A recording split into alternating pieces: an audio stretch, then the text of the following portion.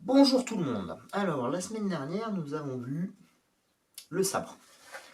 Le sabre qui est la deuxième arme. Et donc, si vous avez bien suivi, vous savez qu'il y a une troisième arme, à savoir l'épée. C'est probablement l'arme la plus connue, parce que vous dites, oh, les chevaliers, ils avaient des épées. Donc c'est peut-être lié. C'est ce qu'on va voir aujourd'hui. Bienvenue sur En Garde. Êtes-vous prêts? Allez. Alors, l'épée.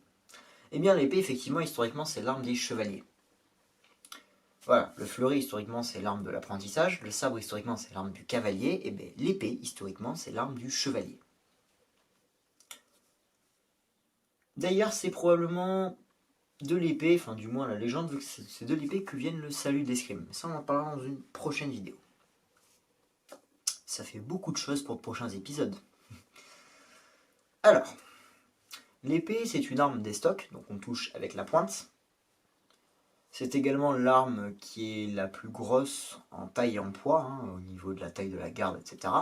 Ça, on en reparlera quand on abordera le matériel, justement. Et c'est une arme avec laquelle, en fait, on peut toucher sur l'intégralité du corps de l'adversaire.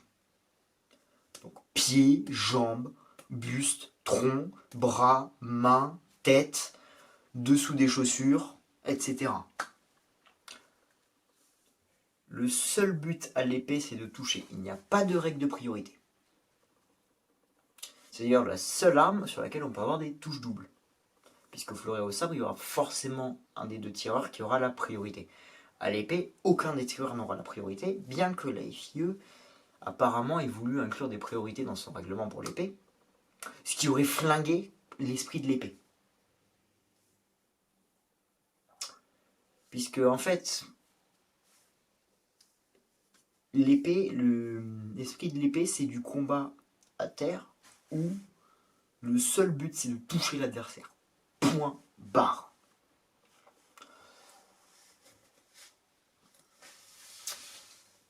Ce qui fait qu'il n'y a pas grand chose de plus à dire sur l'épée, mis à part que c'est une arme où vous pouvez toucher avec la pointe partout sur le corps de l'adversaire et que ça vient des chevaliers. Oui, bon, les chevaliers quand ils étaient au sol, parce que quand ils étaient à cheval, c'est plutôt des cavaliers, auquel cas c'est plutôt du sabre. Mais bon. Faut se dire, je sais, parfois il y a des trucs, quand on regarde les origines des choses, c'est un peu bizarre, mais bon.